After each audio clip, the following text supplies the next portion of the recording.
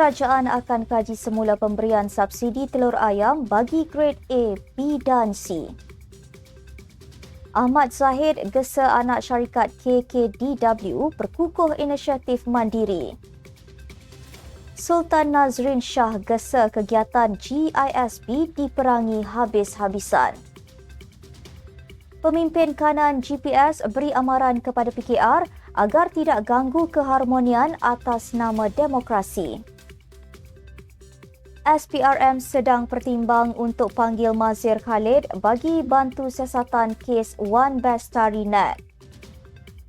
Dan bekas pembantu penyelidik Perdana Menteri mengaku tidak bersalah miliki pistol tiruan.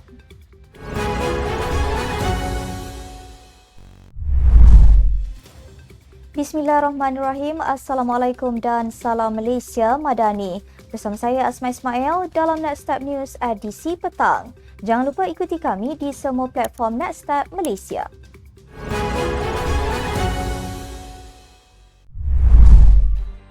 Kerajaan akan mengkaji semula pemberian subsidi telur ayam bagi grade A, B dan C sekiranya bekalan telur kembali pulih dan stabil.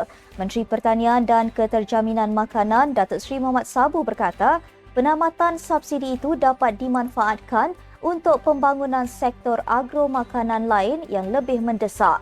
Katanya, setelah subsidi ditamatkan, harga ayam tidak lagi melambung dan lebih penting, negara dapat jimat 100 juta sebulan.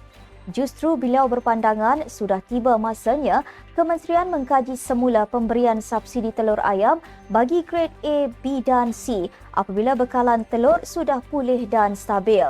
Beliau berkata demikian ketika berucap pada Perhimpunan Bulanan Kementerian hari ini.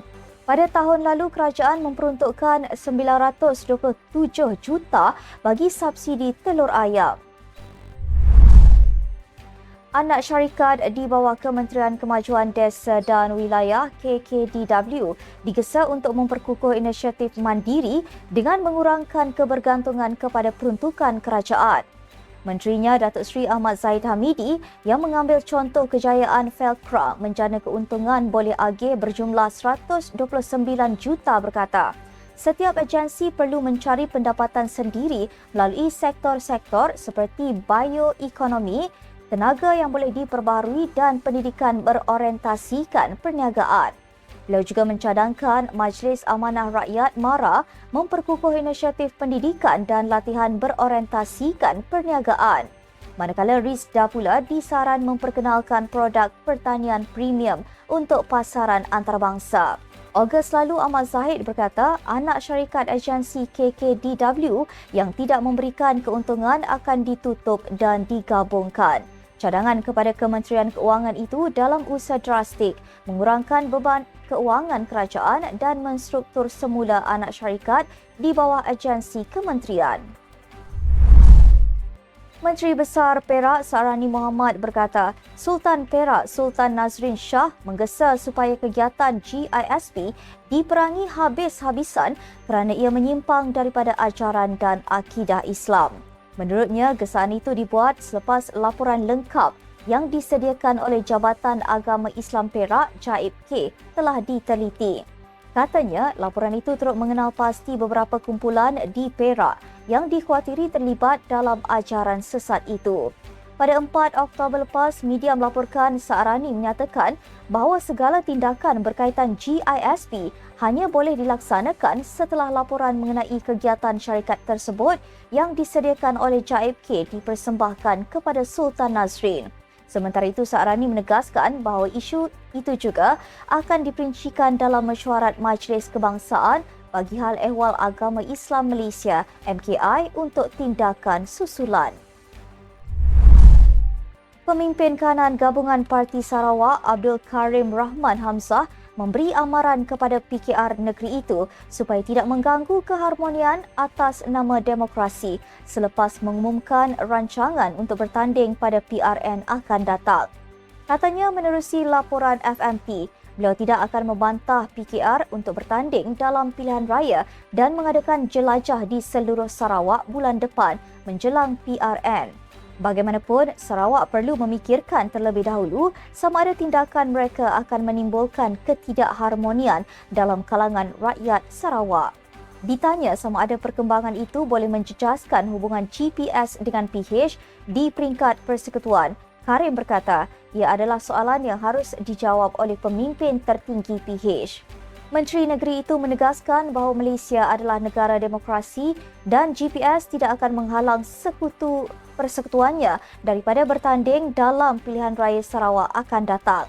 Beliau berkata GPS telah menjalankan tugas dengan baik dalam mentadbir Sarawak tetapi bersedia untuk membenarkan pengundi menyatakan pandangan mereka dengan membuang undi sekiranya berlaku cabaran oleh PH negeri.